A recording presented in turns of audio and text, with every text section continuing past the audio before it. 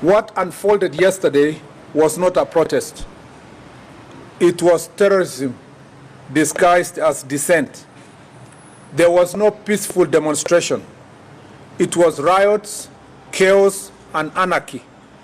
Let me therefore state unequivocally that we condemn the criminal anarchists who, in the name of peaceful demonstrations, unleashed a wave of violence, looting, sexual assault, and destruction upon our people. Kenya is at a crossroads.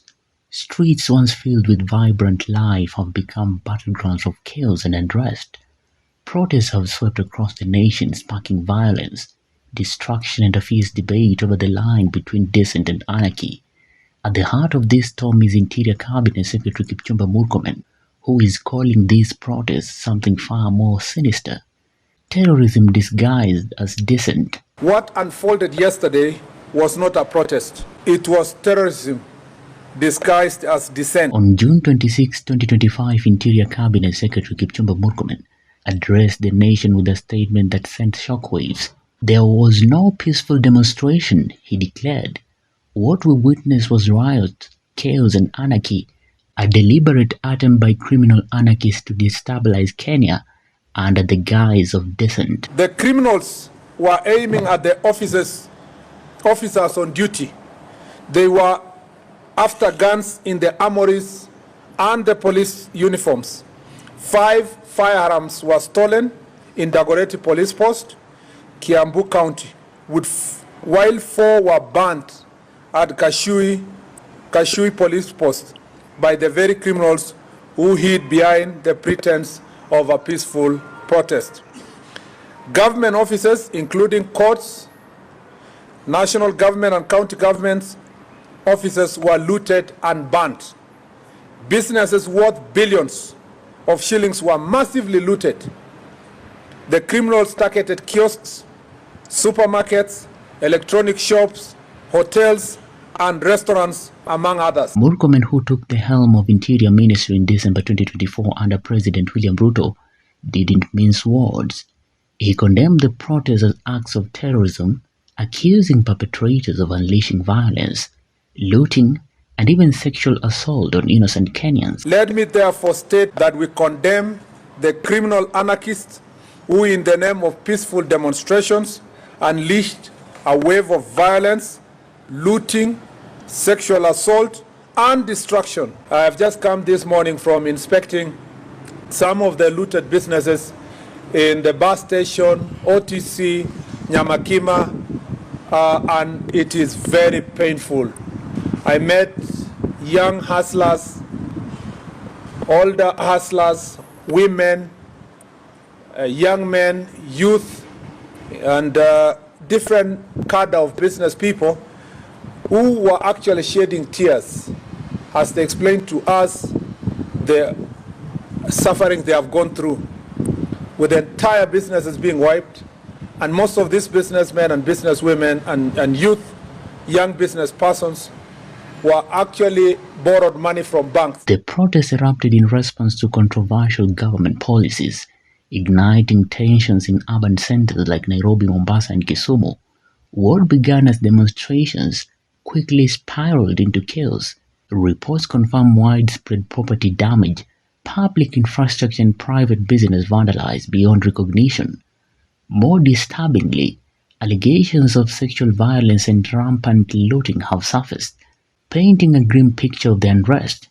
For many Kenyans, these scenes are a painful reminder of how quickly dissent can turn destructive. And as though it's pointed to the motive of the protests, is that the organizers targeted the homes and businesses of elected leaders who support government, including the homes and the business of the National Assembly Majority Leader Kimani Ichung'wah, Molo MP Kimani Kuria, Mathira Member of Parliament Eric Wamumbi, Kieni Member of Parliament whose home and supermarket was also targeted, Joroge Wainaina, MP of Mbere, whose business premises and home was also targeted. The government's response has been unequivocal. Murkomen, as Interior CS, emphasized that these were not legitimate protests, but orchestrated acts to sow chaos.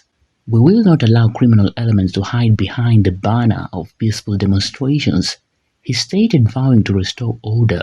More than 10 Kenyans were killed. Investigations are ongoing on the numbers and the circumstance that this happened. Over 400 were injured. Close to 300 are police officers. Some left with injuries they will carry for the rest of their lives. This was not just violence. It was an orchestrated campaign of terror, an assault on our people, our constitution, our institutions, our values, and the very soul of this republic. What was billed as a peaceful protest was in truth a calculated disguise, a coordinated descent into chaos marked as civic expression. The administration has doubled down, deploying security forces to quell the unrest and launching investigations to identify those responsible. I want to say, for avoidance of doubt, that the Inspector General of Police will follow the Constitution to the letter, and all these criminals will be arrested and investigated. I must say that sitting here in the command center yesterday, I managed to see some of those videos and cameras that have picked some of these criminals.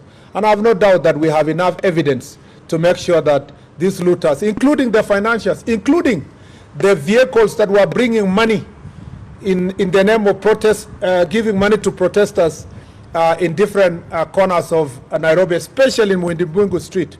I believe that those criminals will be arrested, they will be charged. For Murkomen and the government, this is a fight against anarchy, not a suppression of free speech.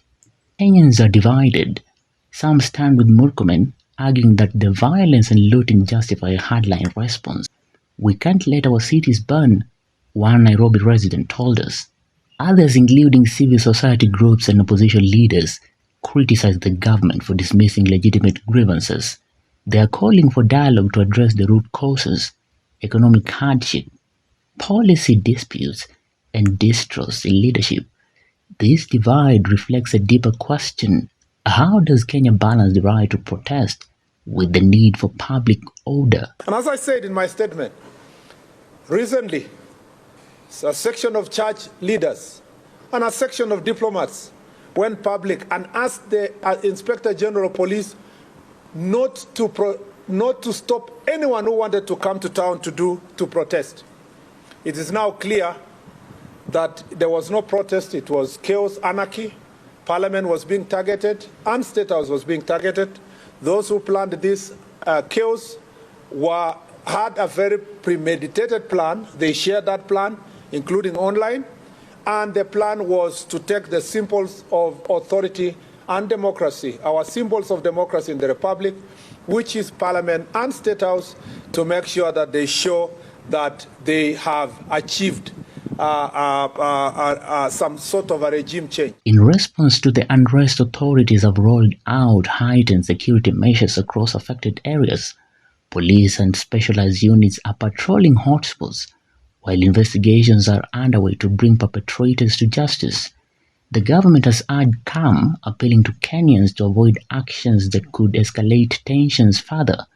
But with emotions running high, the path to stability remains uncertain. This crisis isn't just about today, it's about Kenyans' future. The protests highlight deep-seated frustration with governance, economic inequality, and political accountability. Murkomen's labeling of the unrest as terrorism has sparked a broader debate. Where do we draw the line between dissent and disorder?